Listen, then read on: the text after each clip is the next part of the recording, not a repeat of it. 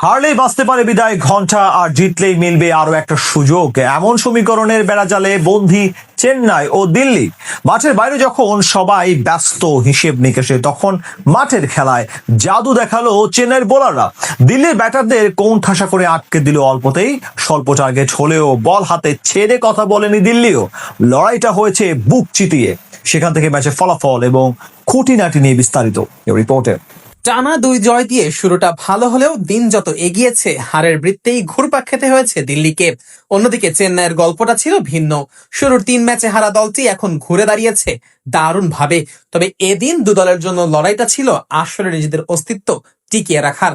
আর এমন ম্যাচেই কিনা নিজেদের ঘরের মাঠে টস জিতে নেয় স্বাগতিক দিল্লি ক্যাপিটালস। সিদ্ধান্ত নেয় আগে ব্যাট করার। ব্যাট হাতে শুরুটাও একেবারে মনের মতো পায় দিল্লি। লোকেশ রাহুল ও পাথুম নিসাঙ্কা মিলে একের পর এক 4 ছক্কায় দলের রান এগোতে থাকেন। তবে ইনিংসের চতুর্থ ওভারেই বাধে বিপত্তি। মুকেশ চৌধুরীর বলে ফিরতে হয় নিসাঙ্কাকে। 15 বলে 19 রান করে ব্রেভিসের হাতে ক্যাচ তুলে দেন এই লঙ্কান ব্যাটার। পাওয়ার প্লের শেষ ওভারে ফিরে যান লোকেশ রাহুলও। আকিল হোসেনের বলে বড় শট খেলতে গিয়ে এই উইকেট কিপার ব্যাটার ফিরে যান মাত্র 12 রান করেই। পাওয়ার প্লেতে এই 2 উইকেট হারিয়ে দিল্লির সংগ্রহ দাঁড়ায় 37 রান। সেখান থেকে নীতিশ রানা ও কারণ নায়ারের ব্যাটে ভর করে বড় সংগ্রহের স্বপ্ন দেখছিল দিল্লি। তবে তাদের সেই স্বপ্নে বাধা হয়ে দাঁড়ান নূর আহমেদ। নিজের প্রথম ওভারে এসেই প্যাভিলিয়নে ফেরান কারণ নায়ারকে। তার পরের ওভারে এসে নূরের শিকার হয়ে ফিরতে হয়েছে নীতিশ রানাকে। এই 2 উইকেট হারিয়ে হুট করেই যেন খেই হারিয়ে ফেলে দিল্লি। অধিনায়ক আকসার প্যাটেলও ফিরে যান অল্পতেই। গুরজাপনিতের বলে আকিলের হাতে ক্যাচ দিয়ে আকসার ফেরেন মাত্র 2 রান করে। এরপর দলের হাল ধরেন ট্রিস্টান স্টাবস ও ইম্প্যাক্ট সাব হিসেবে নামা সামির রিজভি।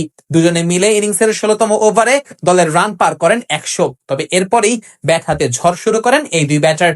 বিশেষ করে বেশ কিছু ছক্কায় চেন্নাইয়ের বোলারদের ঘুমটা হারাম করেছেন সামির রিজভি। ইনিংসের 19তম ওভারে এসে অবশ্য ফিরে যান স্টাবস, আর তাতে করে ভেঙে যায় তাদের 65 রানের জুটি। শেষ দিকে আশুতোষ শর্মা 5 বলে 14 রানের ক্যামিও ইনিংস খেললে 150 পার করে স্বাগতিকেরা। দিল্লির ইনিংস শেষ হয় 155 রানে।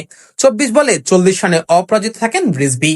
জবাবে ব্যাট করতে নেমে শুরুতে কিছুটা দেখে শুনে খেলেন চেন্নাইয়ের 2 ওপেনার সঞ্জু স্যামসন ও ঋতুরাজ গাইকোয়াড। তবে চতুর্থ ওভারে প্রথম আঘাত হানেন লুঙ্গি এঙ্গিডি।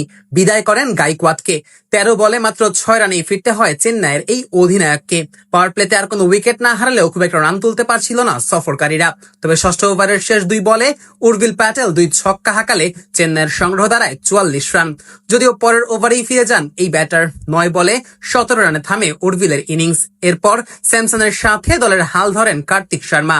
ইনিংসের 12তম ওভারে কুলদীপ যাদবের বলে কিছুটা চড়াও হন স্যামসন। পরপর 3 বলে হাঁকান 2 ছক্কা ও 1 চার। সেই সাথে তুলে নেন 32 বলে নিজের অর্ধশতকও। এরপর আর পিছিয়ে ফিরে তাকাতে হয়নি ঋতুরাজ গাইকোয়াডের দলকে। দিল্লির মাঠে গিয়ে তাদেরকে হারিয়ে তবেই ফিরেছে 5 বারের শিরোপা জয়ীরা।